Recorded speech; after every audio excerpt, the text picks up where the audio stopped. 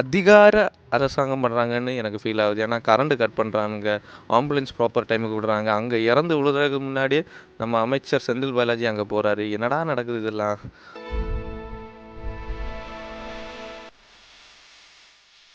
Stampede நெஞ்ச பதற வச்ச சில விஷயங்கள் தான் நேற்றுக்கு கரூரில் நடந்த ஒரு ஸ்டாம்பேட். அண்ட் 39 பேர் இறந்துருக்காங்க. இது ரொம்ப ஒரு பதற வச்ச விஷயம். Heavy condolences. அண்ட் இது நமக்கோ இல்லை நம்ம சுற்றி இருக்கவங்களுக்கோ இது நடக்கும்போது தான் அந்த வலி வருத்தம் எல்லாம் தெரியும். ஸோ நிறைய பேர் ஏதோ ஒரு பாசிங் க்ளவுட்ஸ் ஆட்டு பார்த்துட்டு போவாங்க.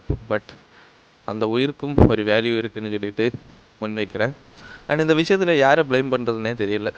தளபதி விஜய் முன்னாடியே சொல்லியிருக்காரு, போதுமான இடம் கவர்மெண்ட் கொடுக்க மாட்டேங்கிறாங்க. ஆனால் மாநாடுக்கு ரேலிக்கும் இடம் பண்ணுங்கன்னு கொடுக்குறாங்க. ஆனால் போதுமான இடம் கொடுக்க மாட்டேங்கிறாங்க. தளபதி விஜயை பார்க்க மட்டும் கிட்டத்தட்ட 1.5 லட்சம் 2 லட்சம் பேர் வராங்க. அது ஒரு நேரோ ஸ்பேஸில் எப்படிங்க அதெல்லாம் முடியும்? ஒரு விஷயம்.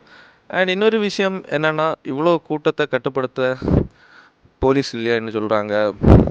கவர்மெண்ட் எந்த ஹெல்ப்பும் பண்ண மாட்டேங்கிறாங்கன்னு சொல்கிறாங்க. டிஎம்கே கவர்மெண்ட்டு அதிகார அரசாங்கம் பண்ணுறாங்கன்னு எனக்கு ஃபீல் ஆகுது. ஏன்னா கரண்ட் கட் பண்ணுறாங்க, ஆம்புலன்ஸ் ப்ராப்பர் டைமுக்கு விடுறாங்க. அங்கே இறந்து விழுறதுக்கு முன்னாடியே நம்ம அமைச்சர் செந்தில் பாலாஜி அங்கே போகிறாரு. என்னடா நடக்குது இதெல்லாம்?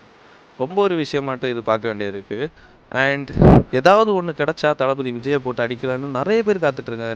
நான் ஒரு இது பார்த்தேன், ரஜினி ரசிகர்கள் எல்லாம் வந்து அடிக்கிறாங்க. ஏன்டா அவங்க ஆள் கட்சியே தொடங்கல.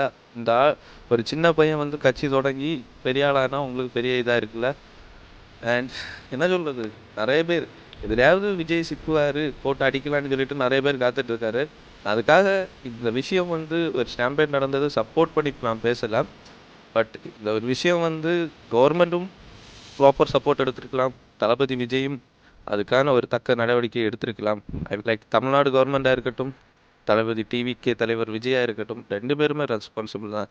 யாரையும் ப்ளைம் பண்ணுறதுக்கு இல்லை. அண்ட் லாஸ்ட்டாக என்னோட ஒப்பீனியன் என்னென்னா, தளபதி விஜய் அண்ணன் ஒரு 4 படம் நடித்து ஃபேன்ஸை சந்தோஷமாக வச்சுட்டு போயிருக்கலாம். இந்த அரசியல் ஏதோ தேவையில்லாத ஆணி மாதிரி எனக்கு ஃபீல் ஆகுது.